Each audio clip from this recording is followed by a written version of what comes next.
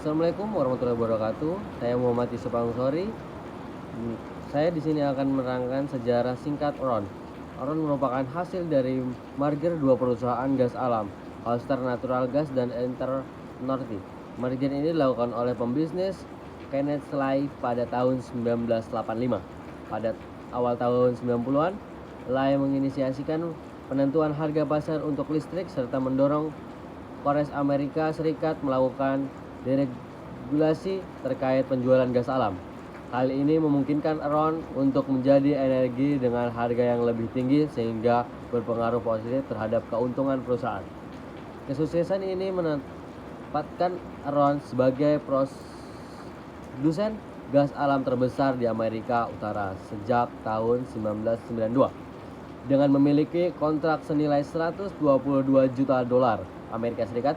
Dalam perkembangan usahanya, Ron melakukan strategi diversifikasi dengan merambah bisnis pembangkit tenaga listrik, pabrik plum, dan kertas, pengolahan air bersih, dan layanan broadband di seluruh dunia, termasuk juga mendirikan pembangkit tenaga listrik di negara lain seperti Filipina, Indonesia, dan India. Kronologi kasus Enron. Pada tahun 1997, Enron membeli perusahaan pembangkit listrik Portland General Electric Corp senilai 2 miliar. Sebelum tahun 1997 berakhir, manajemen mengubah perusahaan tersebut menjadi Enron Capital and Trader Resources yang menjadi perusahaan Amerika terbesar yang memperjualbelikan gas alam serta listrik. Pendapatan meningkat drastis dari 2 miliar menjadi 7 miliar dengan karyawan yang juga tumbuh dari 200 orang menjadi 2.000 orang. Tidak cukup dengan prestasi tersebut, Enron membentuk pula Enron Online. Pada bulan Oktober 1999, EOL merupakan unit usaha Enron yang secara online memasarkan produk energi secara elektronik lewat website. Dalam sekejap, EOL berhasil melakukan transaksi senilai 335 miliar.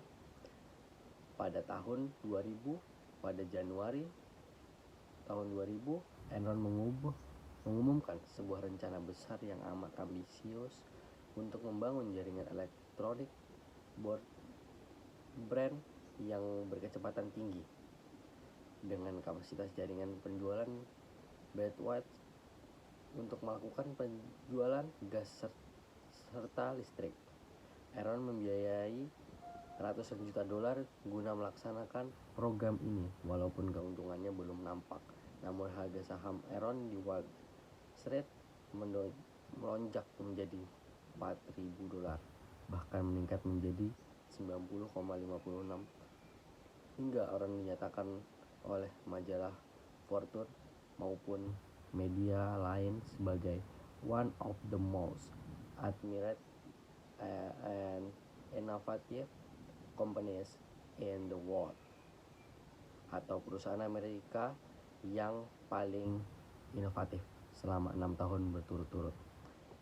Enron menjadi sorotan masyarakat pada akhir 2001 ketika terungkap bahwa kondisi keuangan yang dilaporkannya didukung terutama oleh penipuan akuntansi yang sistematis, terlembaga, dan terencana secara kreatif.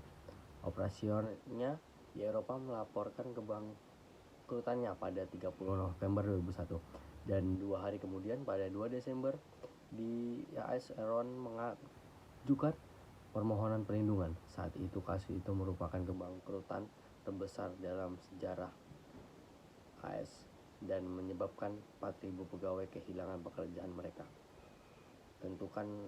Tentuan hukum terhadap para direktur Enron setelah skandal tersebut sangat menonjol karena pada direkturnya menyelesaikan tuntutan tersebut dengan membayar sejumlah uang yang sangat besar secara pribadi. Selain itu, skandal tersebut menyebabkan dibubarkannya perusahaan akuntansi Arthur Andersen yang akibatnya dirasakan di kalangan dunia bisnis yang lebih luas. Beberapa fakta di dalam skandal Enron. Di dalam kronologi skandal Enron, terungkap beberapa fakta penting. Berikut ini beberapa fakta penting di dalam skandal Enron berdasarkan Himania UI. Pada tahun 2001 terkuat bahwa Enron melakukan kecurangan dan memiliki banyak utang yang disembunyikannya. Enron melakukan penipuan untuk mempercantik laporan keuangan perusahaan. Terkuat kasus ini pun berakibat pada pengiriman investor hingga saham Enron turun drastis ke level 0,26. Pada tahun 2002, investasi terkait kasus ini pun dilakukan. Kasus ini menyerap Kap Adhur Adresser sebagai akuntan yang memberikan jasa audit dan konsultasi pada Enron. Kedua, melakukan penipuan akuntansi pada laporan keuangan Enron. Enron melakukan beberapa pelanggaran, antara lain 1. Melembungkan nilai pendapat Maris Energy atau anak usaha Enron dari 185 juta US dollar menjadi 366 juta US dollar. Tercatat terbesar 181 juta US dollar merupakan pendapatan fiktif. 2. Meminjam dalam jumlah besar untuk dana operasional yang tidak dicatat sebagai utang. Sebagai pinjaman ini sekitar 8 miliar US dollar. Sengaja diklasifikasikan sebagai perdagangan energi berjangka. Dana pinjaman lainnya diberi judul arus kas dan kegiatan perdagangan. 3. Enron menyalahgunakan special popularising di antara untuk menyembunyikan kerugian besar di anak perusahaan dan milik Enron dengan menciptakan agreement tertentu untuk menutup kerugian anak perusahaan. Fakta lainnya adalah 1. Eksekutif Enron Jeffrey Skilling mengumumkan pengunduran diri dari posisi CEO Enron pada tanggal 14 Agustus setelah berada di posisi tersebut hanya 6 bulan. Skilling menyambutkan alasan pribadi sebagai dasar pengunduran diri tersebut, namun pengamat memperhatikan bahwa beberapa bulan sebelum pengunduran diri tersebut, Skilling telah menjual 450 lembar saham Enron memiliki senilai 333 juta.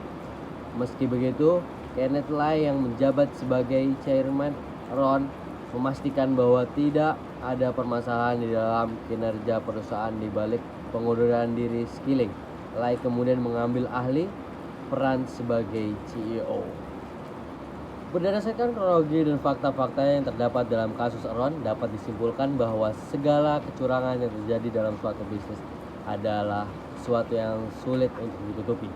Meskipun dalam beberapa hal tampak dapat diatasi oleh manajemen Enron, namun pada akhirnya kasus tersebut terungkap oleh publik. Bahkan segala sesuatu yang ditutupi tersebut pada akhirnya menjadi kasus yang terus melindungi hingga bangkrutnya industri bisnis tersebut.